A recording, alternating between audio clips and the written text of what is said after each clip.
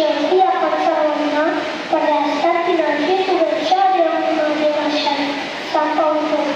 दे सलामी या दर्ग्याला, दे सलामी या दर्ग्याला, ज्यामुळे खुशी शान आहे.